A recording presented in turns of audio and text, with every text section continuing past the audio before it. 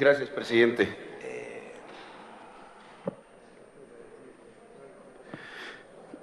Creo que varios hemos aludido el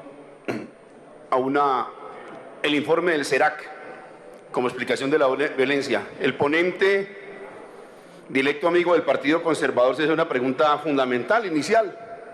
¿A qué se debe la violencia?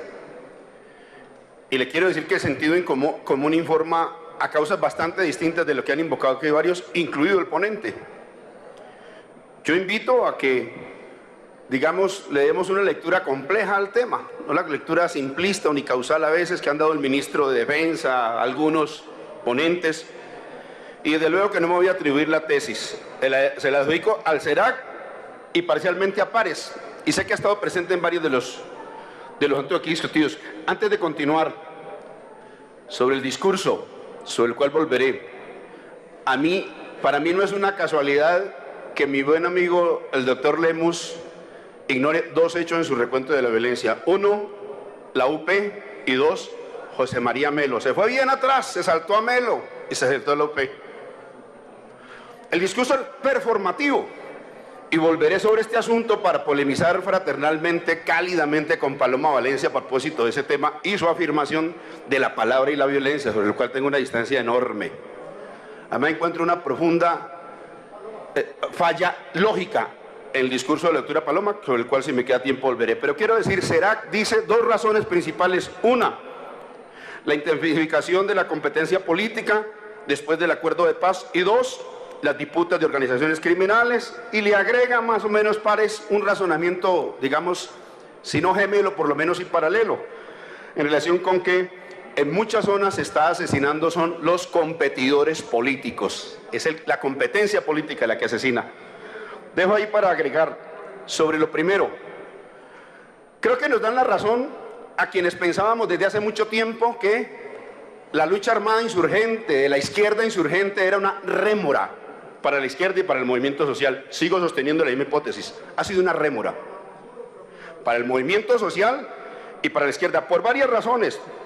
Digo dos o tres. Una, bueno, hace muchos años por el mesianismo del infantilismo de izquierda, que esperaba en una concepción putschista que la insurgencia se iba a tomar el poder y había que sentarse a esperarlos. Y ese mesianismo, desde luego, producía efectos. Pero después creo que tenía que ver básicamente en esas zonas con la actitud ocupacionista de las FARC. Dejo allí, y sé que hay un debate político e ideológico muy importante sobre el tema, pero lo dejo dicho. Es decir, la historia nos está dando las razones a quienes así pensábamos. Ha habido una especie de emergencia y de politización del movimiento social. Por eso es tan difícil la pretensión del debate cuando dice cuál es la explicación de la violencia electoral separada de la muerte de los líderes sociales. Es que los líderes sociales están emergiendo al campo de la política, pero no gracias a una apertura democrática, sino a un fenómeno social que hace contexto político de Pares y del CERAC en este primer punteo de la discusión. Segundo, ambos, CERAC y Pares, coinciden algo así como ¿quiénes asesinan? Algo así como grupos mercenarios. Yo creo que también hay que complejizar ese debate. Que hayan jóvenes dispuestos a prestar un portafolio de servicios criminales tiene una explicación también más compleja. Son articulados por grupos criminales muy vinculados al sector de poder político y económico, que lo están explicando. Y esos grupos de poder no solamente participan económicamente, y por eso la violencia tan grande en zonas de explotación de maderas finas, de minería criminal, de procesamiento y tráfico de drogas ilícitas, en fin, desde luego que tiene explicación, pero también política, como intentaré dejar dicho. Paso muy rápidamente a lo otro que me interesa. Tercero, veo con grande expectativa, muy positiva, la actitud, y esto hay que ponerlo sobre la mesa, autocrítica de un sector de las fuerzas militares de Colombia que creo que está operando hoy en la política colombiana, y llamo la atención del país y de este Congreso sobre el tema. Si algo afortunado le ocurre hoy, en este momento político de la vida nacional, si algo afortunado le ocurre al país, es una especie de revisión autocrítica de un sector de las fuerzas militares que está señalando y poniendo el dedo en la llaga a propósito de la revisión de los partos positivos, de la guerra sucia de un sector de las fuerzas militares, de la corrupción de ese sector, y creo que qué bien para el país que se presente esa discusión, que creo yo corresponde a algo mucho más general, y esas son las contradicciones que hay en el bloque de poder. Hay una confrontación en el bloque de poder. Esa suma de élites que mantiene el poder está disputando la concepción de cómo administrar la política.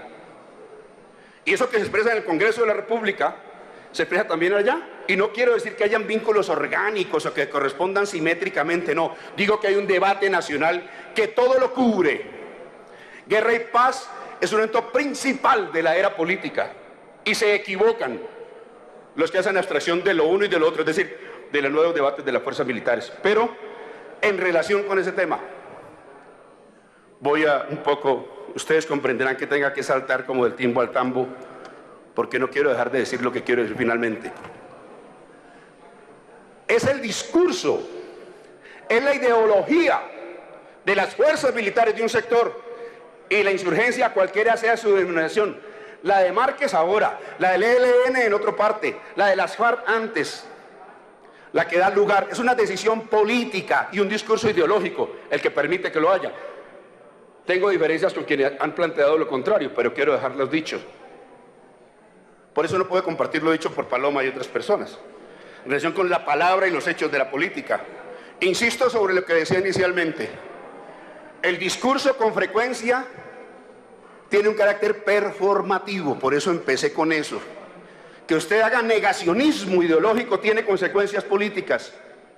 Que usted considere que están dadas las condiciones para una insurrección ideológicamente y en la palabra tiene consecuencias políticas. Por eso no hay que dejar de leer ideológica y políticamente a las nuevas FARC, como se quieran llamar, del mismo modo que a la doctrina de las fuerzas militares, y con esto termino. Por eso creo que es muy importante, a diferencia de lo que piensan otros, de nuevo, el debate ideológico con la combinación de las formas de lucha. Lo quiero dejar dicho en la honradez política e intelectual a propósito del tema que vuelve a ponerse como un asunto de primer orden. Y la justificación moral que se hace desde la extrema izquierda, pero también desde la extrema derecha a propósito de este asunto. Y esto, para que también quede claro, no es un discurso inventado, ni que no es un discurso inédito, esto es un debate añejo de la izquierda colombiana, que creo que merece un lugar en la discusión ya no del Congreso de la República, sino también en general de la sociedad. Pero también reclama la comprensión de la doctrina del enemigo interno, no solo como un discurso de las fuerzas militares o de un sector.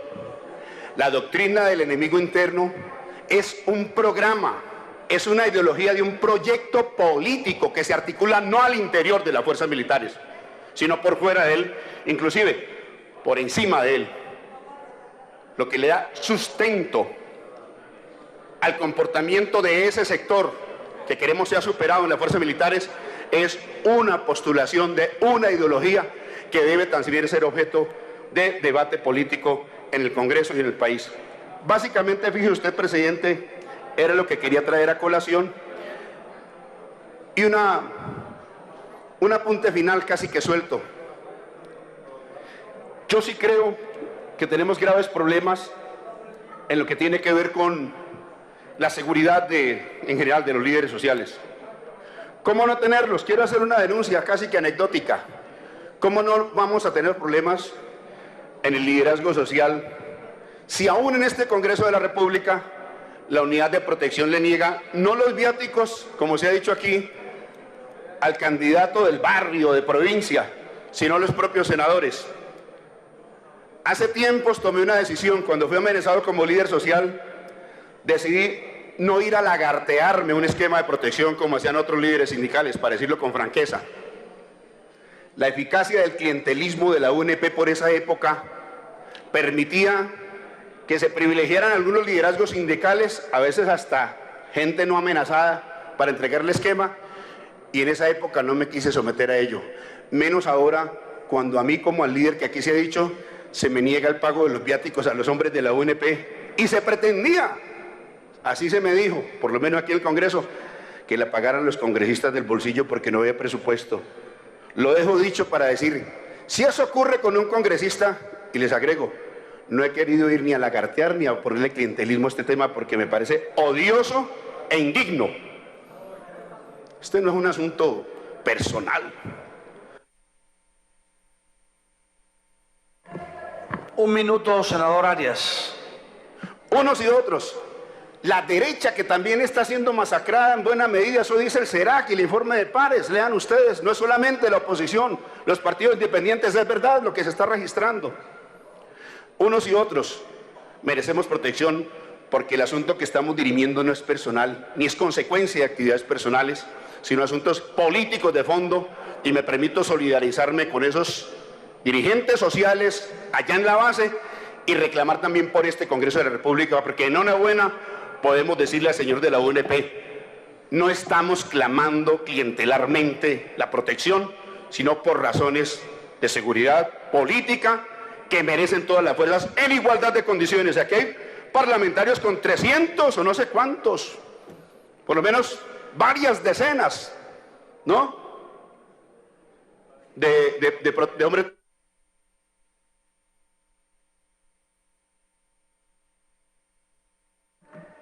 Senador, 30 segundos máximo. Le agradezco, haga buen uso del tiempo. Por favor, que hay muchas intervenciones. Presidente, no, básicamente eso. Yo quisiera saber si esos hombres que tienen decenas de hombres de protección, también se les ha llegado a insinuar alguna vez que paguen los viáticos de los hombres. Me he negado a hacerlo y voy a seguirme negando a hacerlo, a pesar de los problemas de seguridad que desde luego derivan de ello. Muchas gracias, presidente.